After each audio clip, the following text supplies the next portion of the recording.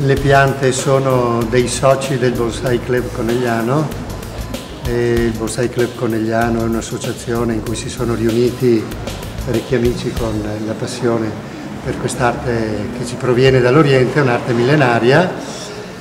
Bonsaisti iscritti al nostro club ce ne sono circa una cinquantina, si dedicano costantemente alle cure di queste piante perché queste piante richiedono molto lavoro e vanno perfezionate con il tempo. Quello che voi vedete è il risultato di tanti anni di lavoro.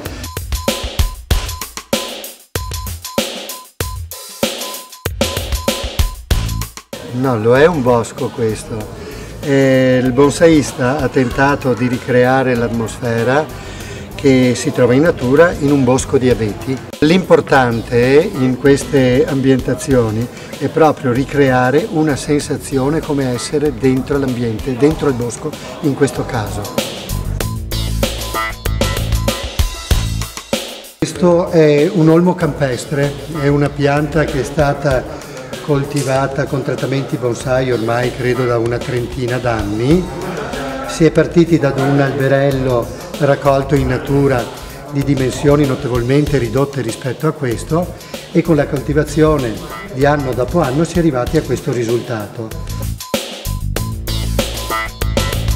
Varie sono le tecniche che vengono adottate per il reperimento del materiale, si può partire da seme, poi si possono trovare dei materiali ottimi sia in giardino, nelle siepi, raccolti quindi in natura, bisogna stare attenti ad avere dimestichezza con la tecnica di raccolta, si può partire anche da materiale reperito dal vivaio e si applica con quelle tecniche che si acquisiscono un po' alla volta e quell'esperienza che permette poi di arrivare con gli anni a questi risultati, comunque tenendo sempre conto quelle che sono e le potenzialità della pianta e la conformazione naturale dell'essenza stessa.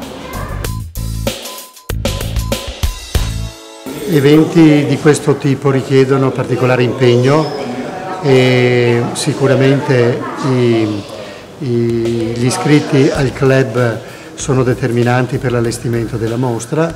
La mostra è possibile realizzarla con contributi che ci vengono dall'amministrazione comunale attraverso attrezzature locali, anche un contributo economico, ma soprattutto con i contributi degli sponsor che sono particolarmente sensibili a questi tipi di attività culturali artistici, chiamiamoli così.